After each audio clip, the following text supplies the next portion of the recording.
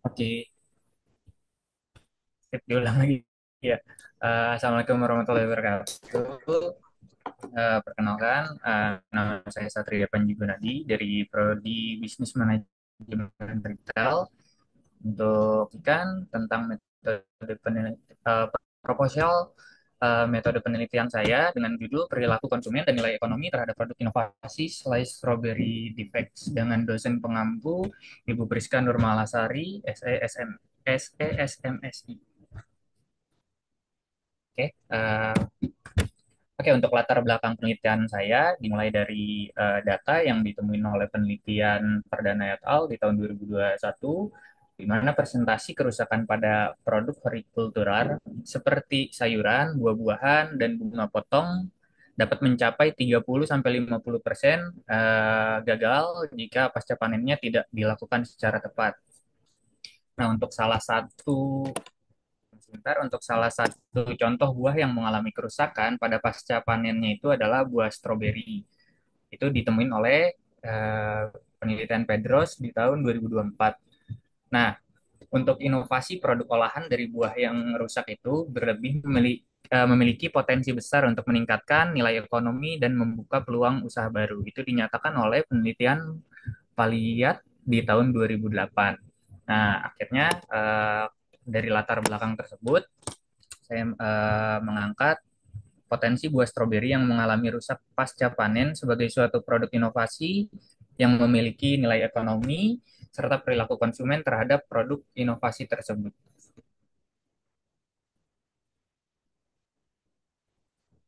Ada patah-patah nggak sih? Oke, untuk rumusan masalahnya, yang pertama itu ada bagaimana perilaku konsumen terhadap produk inovasi Slice Strawberry Defects. Terus untuk yang keduanya, apa saja faktor yang mempengaruhi keputusan pembelian konsumen terhadap produk inovasi Slice Strawberry Defects, sama bagaimana nilai ekonomi terhadap produk inovasi Slice Strawberry Defects. Untuk tujuan penelitiannya sendiri, yakni menganalisis dan memahami persepsi konsumen terhadap produk inovasi Slice Strawberry Defects. Terus yang untuk keduanya, mengidentifikasi faktor-faktor yang mempengaruhi keputusan pembelian konsumen terhadap produk inovasi Slice Strawberry Defects. Nah, untuk yang ketiga, mengidentifikasi nilai ekonomi dari produk inovasi Slice Strawberry Defects. Nah, untuk manfaat penelitian sendiri, uh, ini yang pertama itu ada memberikan solusi kreatif bagaimana bagi pelaku usaha dalam pemanfaatan strawberry defects. Untuk yang kedua, menjadi referensi bagi penelitian selanjutnya terkait ekonomi kreatif, perilaku konsumen, dan pengolahan strawberry defects. Untuk yang ketiga, inspirasi bagi pelaku industri makanan untuk mengembangkan varian produk baru dari buah-buahan yang mengalami kecacatan atau defect. Nah, untuk lanjut lagi di bab 2-nya, ada tinjauan pustaka. Yang pertama itu untuk perilaku konsumen. Untuk referensinya itu ada dari Pratami Putri di tahun 2024 penelitiannya menyatakan bahwa perilaku konsumen merupakan faktor kunci dalam keberhasilan bisnis kuliner. Pemahaman yang mendalam terhadap faktor yang mempengaruhi perilaku konsumen memungkinkan pelaku usaha untuk melakukan inovasi produk, strategi pemasaran, dan pengembangan layanan yang lebih efektif sehingga dapat meningkatkan daya saing dan mempertahankan pelanggan. Untuk yang kedua, pada penelitian Wardana di tahun 2024 mengidentifikasi bahwa perilaku konsumen dipengaruhi oleh faktor budaya dan sosial seperti nilai-nilai masyarakat dan pengaruh kelompok preferensi dalam konteks industri rotan yang dilakukan di penelitian di Kabupaten Cirebon waktu penelitian Wardana tersebut.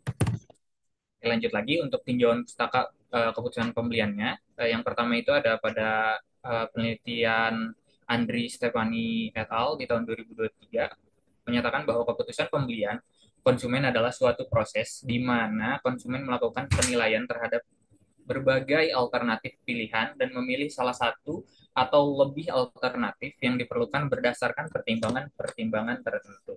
Untuk yang kedua, ada dari penelitian Rahayu dan Wijaksono di tahun 2002 menyatakan hal ini sejalan dengan temuan yang menunjukkan bahwa budaya lokal dapat membentuk citra merek dan ketersediaan konsumen untuk membeli produk yang selaras dengan nilai-nilai budaya mereka. Lanjut lagi, ini ada tinjauan pustaka untuk nilai ekonomi.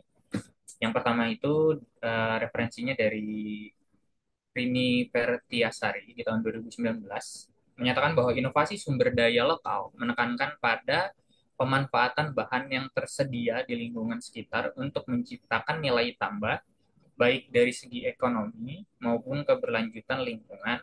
Nah, pada penelitiannya itu mereka membahas tentang buah naga.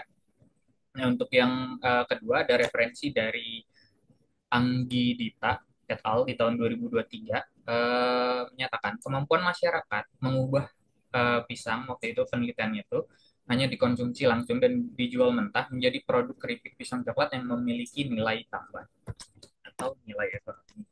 Untuk yang ketiga ada dari Country et al. Di tahun 2022 kerusakan seperti memar dinyatakannya di penelitian itu kerusakan seperti memar terlalu matang atau memiliki bentuk tidak sempurna atau bisa disebut cacat atau defects seringkali menyebabkan stroberi tidak lolos standar kualitas untuk dijual di pasar segar. Meskipun kualitas nutrisi yang rasanya masih sangat baik, estimasi kerugian pasca panen untuk buah beri termasuk strawberry bisa mencapai 20-30% bahkan lebih di tingkat petani maupun rantai pasok. Nah, untuk tinjauan teoritisnya sendiri, yang pertama ada perilaku konsumen. Menurut teori Gultom di tahun 2024, perilaku konsumen merupakan suatu pendekatan yang digunakan untuk memahami bagaimana individu, kelompok, atau organisasi melakukan proses pemilihan, penggunaan, dan penghentian atas barang dan jasa, serta bagaimana pengalaman yang dimiliki mempengaruhi keputusan pembelian mereka. Nah, ada 5 faktor yang mempengaruhi dalam pernyataan Gultom ini. Yang pertama itu ada faktor psikologis, faktor pribadi, faktor sosial, lalu faktor budaya.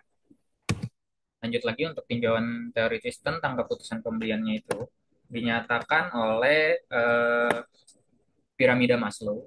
Nah, di mana model pengambilan keputusan pembelian berdasarkan kebutuhan Maslow hierarki yang disebutnya itu, model ini mengaitkan keputusan pembelian dengan teori yang membagi kebutuhan manusia menjadi 5 tingkat. Yang pertama itu ada kebutuhan fisiologis, kebutuhan keamanan, kebutuhan sosial, kebutuhan penghargaan, dan kebutuhan aktualitas diri. Lanjut lagi untuk tinjauan teoritis tentang nilai ekonominya itu ada dinyatakan oleh Taylor di tahun 1870. Nilai ekonomi adalah subjektif ditentukan oleh persepsi dan preferensi individu bukan oleh biaya produksi. Lalu ada menurut John Maynard Keynes di tahun 1936 mengembangkan konsep nilai yang lebih terkait dengan nilai tambah dalam ekonomi yakni uh, value add theory, di mana tenaga kerja, modal, teknologi, dan kewirausahaan. Lalu di tahun 1991, Neumann dan Gross menyatakan nilai ekonomi produk bagi konsumen terdiri dari 5 dimensi, fungsional, sosial, emosional, epistemik, dan kondisional. Nah, berikut bentuk kerangka pemikiran operasional dalam metode penelitian saya. Oke, untuk metode penelitiannya ini, di mana lokasinya itu dan waktu penelitiannya itu dilaksanakan di Kota Bogor selama periode bulan Januari hingga Mei, dan jenis sumber data yang saya peroleh itu dari data primer maupun data sekunder. Lalu untuk metode pengumpulan datanya itu ada 2, kuesioner dan studi literatur. Untuk metode penentuan sampelnya itu dilakukan dengan cara teknik random sampling di mana sekitar sampai 30 sampai 50 responden. Nah, untuk metode pengolahan datanya sendiri, teknik pengolahan data dilakukan sistematis melalui beberapa tahapan dimulai pengkodean, penyutingan, dan tabulasi data. Nah, untuk analisis statistik deskriptif dan imparsial untuk menjawab rumusan masalah penelitian ini dan untuk mengetahui hubungan atau pengaruh antara variabel bebas perilaku konsumen dan nilai ekonomi terhadap variabel terikat kebutuhan pembelian digunakan analisis regresi berganda. Untuk teknik yang saya lakukan sendiri ini yaitu menggabungkan atau mix metode ya. Oke, mungkin sekian dari presentasi proposal metode penelitian saya. Kurang lebihnya mohon maaf. Terima kasih untuk teman-teman yang sudah memperhatikan. Wassalamualaikum warahmatullahi wabarakatuh. warahmatullahi wabarakatuh. Waalaikumsalam warahmatullahi wabarakatuh. Nasi wa. Next, next. Nasi wa. Ya, Terima kasih Kak Satria. Ya, thank you juga, Lurana. Boleh, boleh,